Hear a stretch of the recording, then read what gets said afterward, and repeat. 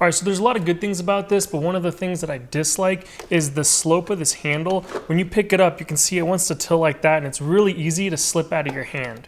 So I tend to move this around a lot. Like I'll bring it from my basement upstairs, pull out the cord, and I'll try to carry it. And I just find sometimes I have to use two hands. And it's like, why do we even have the handle there? And why would you angle it that way? It's kind of a design flaw in my opinion. The only other bad thing I could think of this is there's no like protection, where some of them, if you knock them over like this, they'll automatically turn off to prevent, you accidentally from overheating something. So maybe if you have kids, it isn't the best option. I've never had an issue with it or knocked it over, so I don't have a need for it, but I know that some do, and this one doesn't.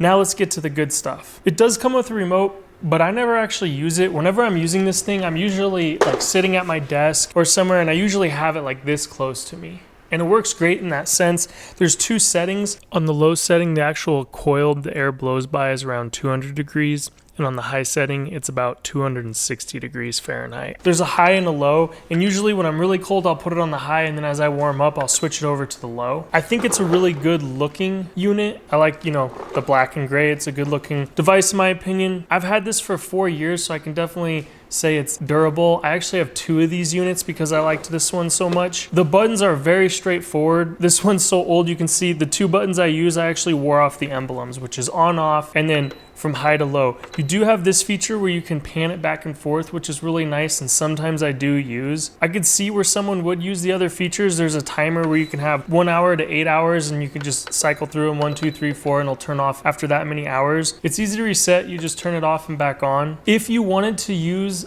a certain temperature, as soon as you hit these plus and minuses buttons, you could set it to say, 72, and that way it'll stay on until it senses that it's above or at 72, and then it'll turn itself off. So it kind of regulate at a certain temperature.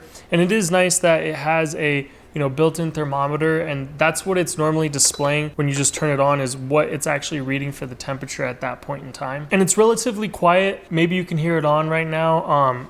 I'll show you on the screen like the actual decimal amount. And then I just know it's quiet because I'll actually do my online meetings here, and I don't think anyone can even tell if it's on. It doesn't bother anybody. I do a lot of video recording. I do turn it off for that, but it's very quiet relative to, it's just like having a small fan on. But yeah, it's a no nonsense, just kind of does exactly what it's supposed to do, works really well. I do prefer the tower over like the smaller ones because you can, heat up your whole body rather than just your feet. Like I said, I've got 2 of them, so obviously I like it. It's very durable. I'd highly recommend it, and hopefully this helped you decide if it's right for you.